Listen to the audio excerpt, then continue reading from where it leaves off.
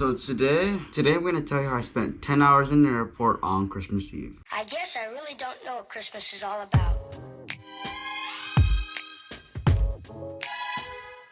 Isn't there anyone who knows what Christmas is all about?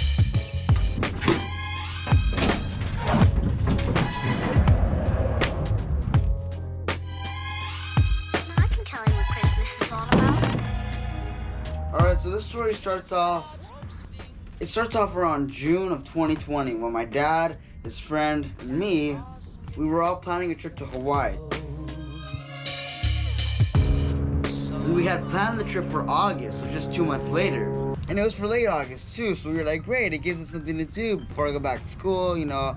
But then little did we know, 2 weeks later, the global pandemic, it was shut down all the islands of Hawaii, or Hawaiian Islands? Hawaiian Islands. And so we were like, okay, fine, we'll just wait till they open up. And then like 2 months later, they opened up. Merry Christmas.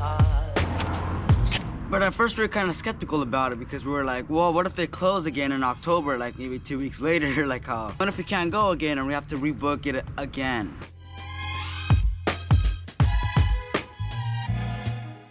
When they did, it came with all these restrictions, and one of those restrictions specifically was to get a negative COVID test result. Long story short, we decided to book our trip for December for 2 reasons. One, because I'd be in winter break, and 2, while everyone's freezing their asses off over here, we get to go have some fun. And again, the same regulations were still gonna apply, including the negative coronavirus test. But what we didn't know is that the test had to be, anyways, 72 hours, and then it's Christmas time on top of that. To get the results back taking even longer, like because of Christmas and because of the huge spike that we just had like a month ago, more people are testing, so therefore it's taking longer to get your results back.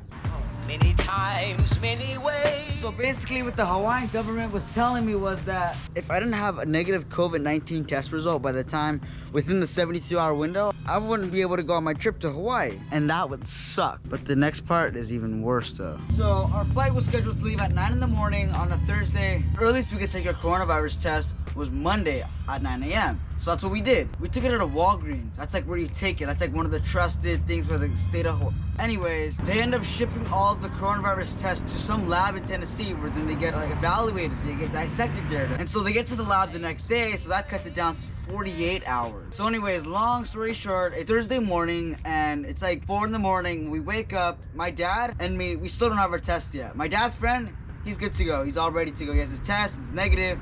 He's good. We live like 2 hours away from the airport, so that means we had to leave around 5 just to get to our flight on time. So anyways, we got to the airport just before 7 o'clock, and boom, my dad's test comes in. Negative, he's good to go. Now it's just my test that they're waiting for. We figured he just got his, I took my test right after him. I should get it like in 5-10 minutes, you know? Well, 20 minutes go by, almost a whole hour goes by, and there's only a little bit of time before the flight takes off, and they don't come in. I have nothing. So anyways, we missed our scheduled 9 o'clock flight, but there was still one more flight leaving to Hawaii. And so we were like, whoa, we'll just wait. There was a flight at 5 o'clock, non-stop, to the place we were headed to the island that we were headed to. So we were like, okay, we'll just wait till 5 o'clock. And so 11 o'clock, 1 o'clock, 3 o'clock, all go by, still waiting for our flight, and still waiting for my COVID test results. And then all that time that we had there, we eventually got a hold of the lab because we were like, hey, what's going on? Like what's the matter with you guys? Like why don't we have our COVID test result yet? And they said, like, oh, our machine broke and this and that, so we have to retest it all. And then we just hung up. Now she did not guarantee us any results, but we just thought we'd wait around. Because after all, she did say that they were trying to fix the machine. We didn't ask how long though.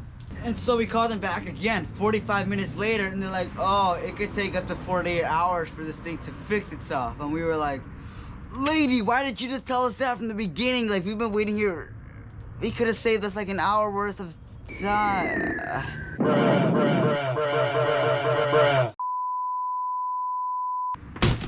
And so yeah, just like that, we were screwed. We had no COVID test, we had nothing. So we could not go, and I mean, so yeah. So yeah, that's how I spent 10 hours of my life in LAX's Terminal 4 on Christmas Eve in the year of 2020. So yeah, that's the end of episode, what's today? Episode 5. I really don't have anything else to say other than I'll see you tomorrow, or I'll see you in a couple of days, or I'll see you in the next episode.